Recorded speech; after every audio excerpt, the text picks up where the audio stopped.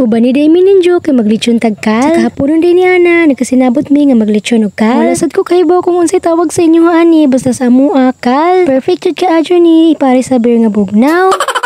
Napa may sobra nga beer gahapon sa birthday sa akong manghod. Aw sakto jud ni siya kaadyo ipares atong lechon nga kal. Ug human dayon og hinlo sa manok, gituog na nadayon ug ibutangan sa mga lamas. Lami jud kaadyo lechon ning kal ug barato pud siya. Ug human butang sa mga lamas, giligo dayon nag coke para mo lami. Ug human niya nagbutang sa coke ato pud ning gihikot diri. Ug pagkahuman niya naghikot, gibutangan sa nagtoyo. Ato na dayon nang dayongan padung sa baga para itak-ang. Ug sa pagtak-ang niya na, ila na dayon nang gituyok-tuyok. Ug after sa pila ka minuto nga hinglabay, ingani na siya. Sa iyang porma pa lang, makagutom na. Kamu diha, nakasuway na ba pud og lechon og kal? Ug wala pa. Aw, panuway mo.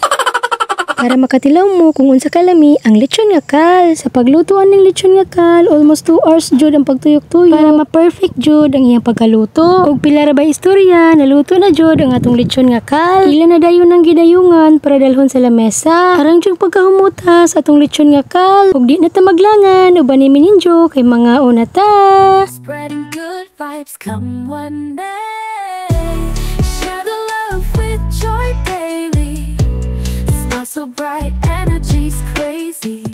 From heart to heart, let's lift each other like a